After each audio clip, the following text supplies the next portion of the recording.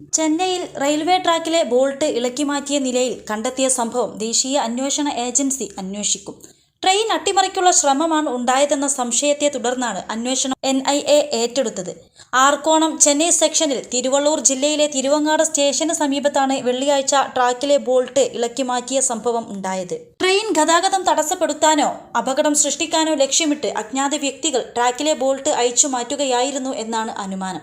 അർദ്ധരാത്രി 1:20 സ്റ്റേഷനിലെ electronic interlocking സംവിധാനത്തിൽ മുന്നറിയിപ്പ് അലാം ലഭിച്ചതിനെ തുടർന്ന് റെയിൽവേ ജീവനക്കാർ ഉടൻ തന്നെ സ്ഥലത്തെത്തി പരിശോധിച്ചു. പോയിന്റ് നമ്പർ 64 ബോൾട്ടുകൾ ഇളക്കി മാറ്റിയതായി പരിശോധന നടത്തിയ പോയിന്റ്സ്മാൻ കണ്ടെത്തി. 21 ലക്ഷത്തോളം സന്തുഷ്ടരായ ഉപഭോക്താക്കളും 2 ലക്ഷത്തോളം തിമിര ശസ്ത്രക്രിയകളും പൂർത്തിയാക്കിയ മലബാറിലെ ഏക കണ്ണാശുപത്രി Al Salama eye hospital road, Perinthalmanna. അടുത്ത ട്രെയിൻ കടന്നു പോകേണ്ട സമയത്തിനു മുൻപ് ജീവനക്കാർ തകരാർ പരിഹരിച്ചു. കൃത്യസമയത്തെ ഇലക്ട്രോണിക് സംവിധാനത്തിലൂടെ മുന്നറിയിപ്പ് ലഭിച്ചതാണ് വലിയ അപകടത്തിന് കാരണമാകുമായിരുന്ന സംഭവം കണ്ടെത്താനായത്. സിഗ്നലുകളും ട്രാക്ക് സ്വിച്ചുകളും നിരീക്ഷിക്കുകയും നിയന്ത്രിക്കുകയും ചെയ്യുന്ന ഇലക്ട്രോണിക് സംവിധാനമാണ് ഇലക്ട്രോണിക് ഇന്റർലോക്കിംഗ് സംവിധാനം.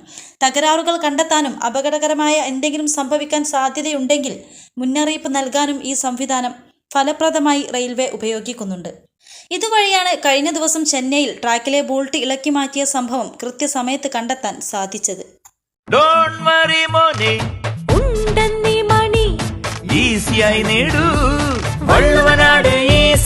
ആവശ്യം ഏതുമാകട്ടെ, പണം ഞങ്ങൾ തരും.